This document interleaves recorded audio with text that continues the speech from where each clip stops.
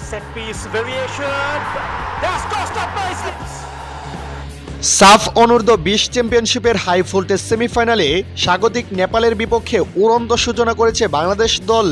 Striker Mohammad মানিকের চোখ ধাঁধানো এক গোলে ম্যাচের শুরুতেই লিড নিয়েছে লাল সবুজের প্রতিনিধিরা। দর্শক, ম্যাচ শুরু বাঁশি বাজানোর পর থেকেই নেপাল রক্ষণভাগে চাপ সৃষ্টি করতে থাকে বাংলাদেশ দল, তবে গোলের দেখা পেতে বেশিক্ষণ অপেক্ষা করতে হয়নি। ম্যাচের ঠিক 10 মিনিটে ডিবক্সের বেশ কিছুটা দূর থেকে সতীর্থের বাড়ানো একটি হাওয়ায় বাসানো বল ডিবক্সে খুঁজে নেয় মানিককে।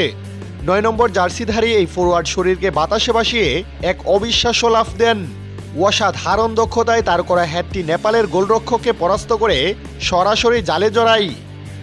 10 মিনিটে মানিকের করা এই গোলটি ছিল দেখার মতো। ডিবক্সের বাহিরে থেকে আসা ক্রসটিকে যেভাবে তিনি নিয়ন্ত্রণে নিয়ে হেডে গোল করেছেন তা টুর্নামেন্টের অন্যতম সেরা গোল হিসেবে বিবেচিত হতে পারে। মানিকের এই গোলের পর ম্যাচে মানসিকভাবে এগিয়ে যায় বাংলাদেশ দল। গোল হজম করে সমতায় ফিরতে মরিয়া হয়ে ওঠে নেপালও। তবে বাংলাদেশের রক্ষণভাগ ছিল অটুট। বিরতির আগে বাংলাদেশ আরও বেশ কয়েকটি পরিকল্পিত আক্রমণ চালালেও ফিনিশিংয়ের অভাবে গোলের ব্যবধান বাড়েনি।